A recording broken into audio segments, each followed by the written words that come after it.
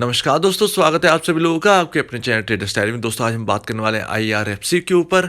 Indian railway finance corporation 23 रुपए के इस पीएसयू को किस नज़रिए से देखना चाहिए, आज हम इसके ऊपर बात करने वाले हैं।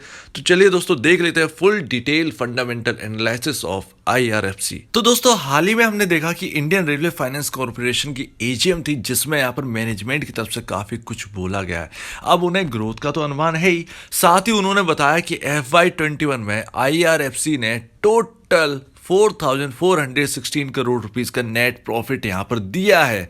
तो ये काफी बड़ी बात हो जाती है कि 4,416 करोड़ रुपए का प्रॉफिट हुआ है कंपनी को, साथ ही आपको डिविडेंड दिया है, यानी 1 रुपए पर शेयर यहां पर जो है आपको डिविडेंड दिया। अब ये डिविडेंड जो है वो इंटरिम डिविडेंड था, यानी इसका मतलब है आपको अभी इस साल के एंड तक एक और डिविडेंड आपको मिलने वाला है। तो तैयार हो जाइए, क्योंकि ये जो आपको 1 रुपए का डिविडेंड जो आपको फरवरी में मिला वो आपका इंटरिम डिविडेंड था। अब आपको एक और मिलने वाला है जो फाइनल डिविडेंड होगा, तो आपको एक और 1 रुपए या 1.5 रुपए के आसपास का डिविडेंड पर शेयर यहाँ पर और मिलने वाला है। ये यहाँ पर जो है खास बात है। और मैंने आपसे कहा था कि इसको किस नजरिए से देखें, तो मैंने आपको कहा था कि आईआरएफसी को जो है डिविडेंड पेइंग के नजरिए से देखिए। रिटर्न आपको मिलेगा यहाँ पर जो है आपको रिटर्न मिलेगा, लेकिन वो रिटर्न आप कहें कि यहाँ पर 5 टाइम्स 6 टाइम्स ये हो जाएगा,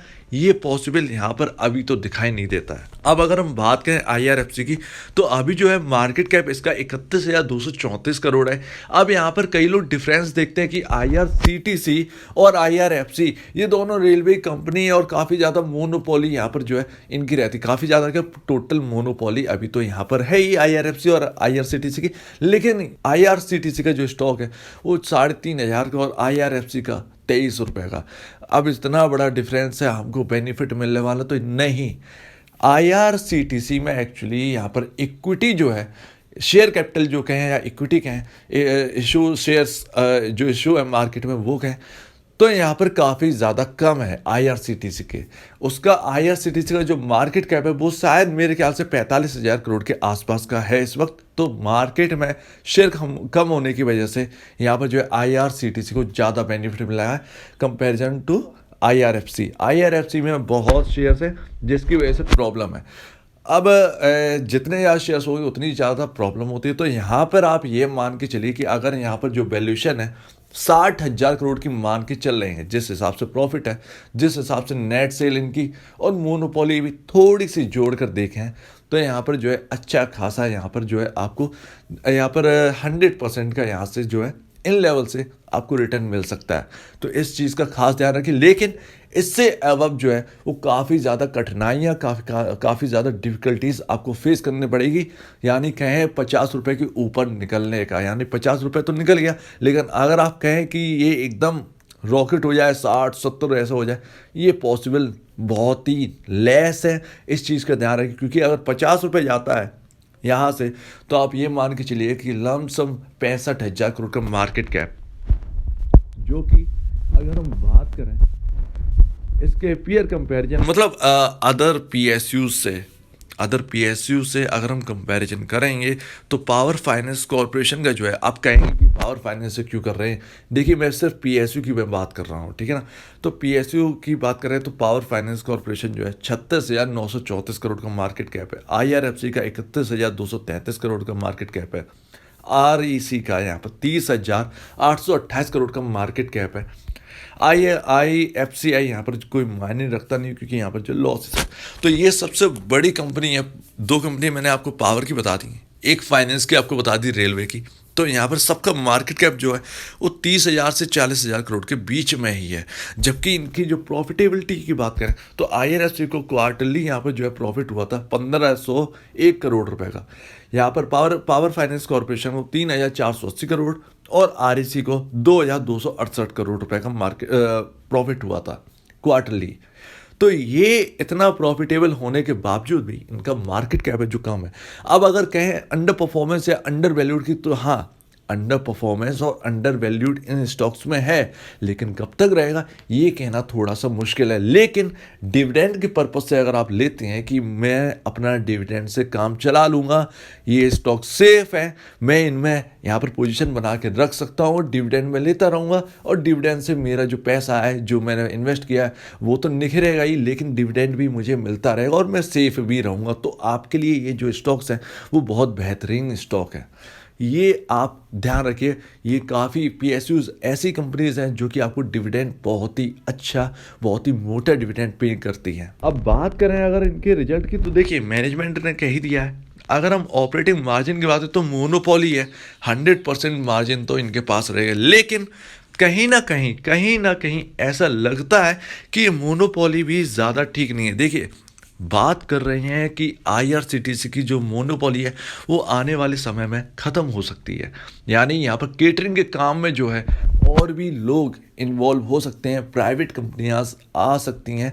तो ये एक देखने वाली बात होगी कि क्या होता है। वैसा ही सेम यहाँ पर आईआरएफसी के साथ भी हो सकता है। प्राइवेट बैंक्स, एनबीएफसीज यहाँ पर बैंक्स इंडियन रेलवेज में जो है फाइनेंस कर सकती हैं, जो कि उन्हें पता है कि अगर इंडियन रेलवेज में वो इतना मोटा रकम, अगर अपना जो असेट्स की वैल्यू है वो 50% भी अगर इंडियन रेलवे को दे देंगी तो भी उनका पैसा जो है वो सेफ रहेगा और उनका पैसा टाइम टू टाइम रिटर्न भी होता रहेगा, क्योंकि रेलवे आप जानते हैं सबसे प्रॉफिटेबल है।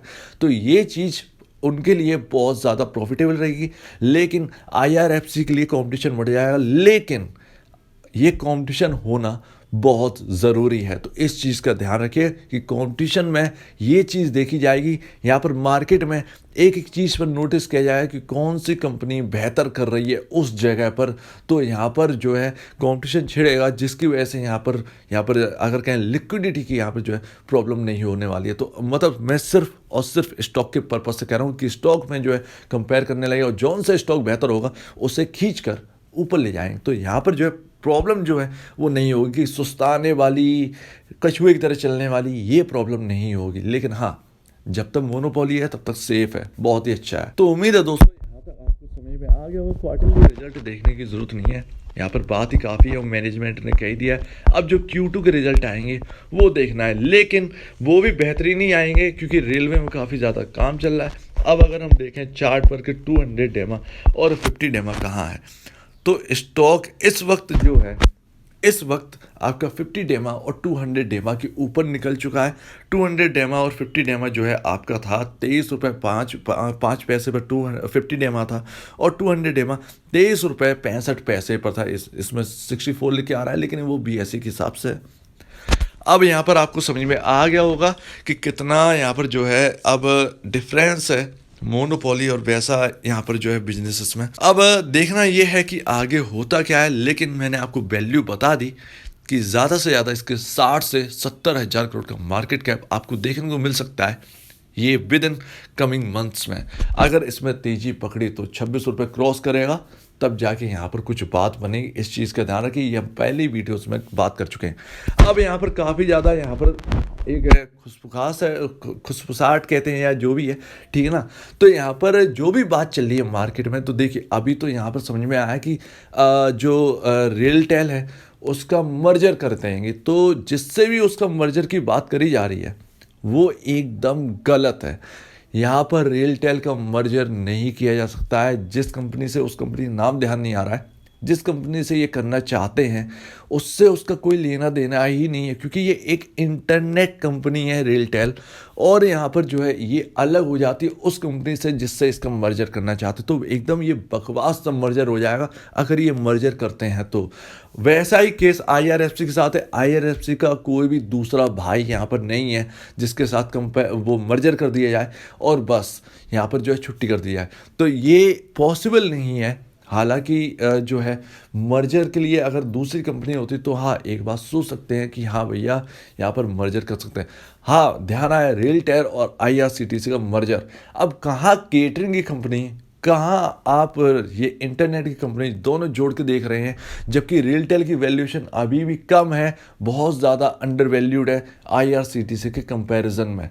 तो आईआरसीटीसी जितना कमाती है उसका 50% रियलटेल भी कमाता है, तो उसका जो कंपैरिजन है वो यहाँ पर बहुत ही अलग हो जाता है। तो रियलटेल एक वाकई में एक अच्छी कंपनी है, सेम आईआरएफसी भी एक अच्छी कंपनी है। अगर यहाँ पर इक्विटी कम होती तो आपको वैल्यू मिलती हुई नजर आती। तो उम्मीद है दोस्तों आप समझ में आ गया होगा कि वैल्यू मिल रहा है, लेकिन शेयर कैपिटल जो है वो प्रॉब्लम कर रहा है। 1 रुपए बढ़ने पर लमसम 800 से 900 करोड़ रुपए का इनका जो मार्केट कैप है वो बढ़ता है। तो और ज़्यादा शेयर कैपिटल होना अच्छी बात नहीं होती नए नए में। अब आपको ये स्प्लिट करके देते या बोनस देते तब जाकर हो जाता तो एक अलग बात थी, तो एक वैल्यू पर हम लोग खड़े होते। लेकिन इस वक्त जो है सरकार ने यहाँ पर आईपीओ लाए थे वो एकदम इतनी वैल्यूएशन की कोई जगह ही नहीं छोड़ी, तो ऐसा कुछ था। तो अगर आपको ये शेयर रखना है और आप ये सोच रहे हैं कि आपको ये रिटर्न देगा, तो सिर्फ और सिर्फ 50 का लेवल का ध्यान रखिए। 50 के लेवल को ये आगे आने वाले समय में ईजिली टच कर सकता है, लेकिन उससे ज़्यादा यहाँ पर अप्रोच करने की ना सोचिए। और जब 50 रुपये जाएगा तब वहाँ पर एक बार और क्लियर कर लीजिएगा और एक बार यहाँ पर रिव्यू कर लीजिएगा, तब आपको समझ में आ जाएगा कि 50 के ऊपर जाना है या नहीं जाना है। तो उस वक्त की बात वो बात की बात है। तो दोस्तों अगर आपको कुछ भी समझ में ना आया तो प्लीज़ कमेंट सेक्शन में कहिएगा। कुछ पूछना हो, कुछ बताना, कुछ कहना हो इस कंपनी के बारे में या अदर कंपनी के बारे में, तो प्लीज़ कमेंट सेक्शन में कहिएगा। और अगर आपको ये वीडियो अच्छी लगे तो लाइक करिएगा, चैनल करिएगा सब्सक्राइब, प्लस बेल आइकन को जरूर दबाइएगा, ताकि आपके पास नए नए नोटिफिकेशन जो है वो आपके पास आते रहे। तो अब दीजिए मुझे इजाजत। वीडियो देखने के लिए बहुत बहुत धन्यवाद दोस्तों।